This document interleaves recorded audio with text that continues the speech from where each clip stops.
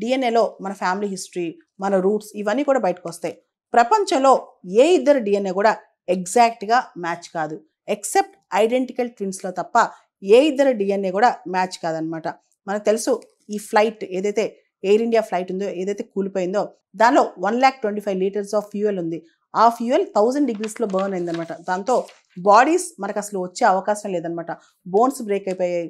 చివరికి రెమినెంట్స్ మనకు కావాలంటే మన వాళ్ళ శరీరాలు, అంటే మన లవ్డ్ వన్ శరీరాలు మనకు కావాలి. కాబట్టి మనకి ఎవరైతే మన వాళ్ళు ఉంటారో, అంటే ఉదాహరణకి గుజరాత్ మాజీ సీఎం కూడా ఈ ఉదంతంలో చనిపోయారు. ఆయన కూతురు డిఎన్ఏతో ఆయనది మ్యాచ్ చేసి చూసి ఆయన శరీరాన్ని అప్పచెప్పారనమాట. ఇది మొదటిసారి కాదు. ఇలాంటి క్రాషెస్ అయినప్పుడు డిఎన్ఏ టెస్టింగ్ కానీ, డెంటల్ టెస్టింగ్ కానీ ఇవన్నీ చేస్తూ ఉంటారు. ఉదాహరణకి 2014లో మలేషియన్ ఎయిర్లైన్స్ సంబంధించి MH17 ఈ ఎయిర్ క్రాఫ్ట్ క్రాష్ అయినప్పుడు కూడా సేమ్ దానిలో కూడా డిఎన్ఏ అండ్ డెంటల్ రికార్డ్స్ తీశారనమాట. దాంతోపాటు మనం చూస్తే కనుక ఎయిర్ ఫ్రాన్స్ ఫ్లైట్ 447 2009లో అది క్రాష్ అయినప్పుడు కూడా సేమ్ ఇలాంటి డిఎన్ఏ ప్రొఫైలింగ్ వాడే శవాలను అప్పచెప్పారు.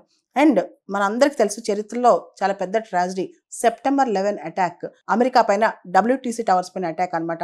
అటాక్లో దాదాపు 3000 మంది చనిపోయారనమాట. 22,000 బాడీ పార్ట్స్ దొరికాయంట. ఇంకా చాలా మంది అక్కడ గుర్తుపట్టలేపారు. అవన్నీ కూడా డిఎన్ఏ ప్రొఫైలింగ్ ద్వారా 10 నెలలు పట్టిందంట. డిఎన్ఏ ప్రొఫైలింగ్ చేసి డిఎన్ఏ ఫింగర్ ప్రింట్స్ ద్వారా ఎవరి శరీరాలు వాళ్ళకి అప్పచెప్పడానికి.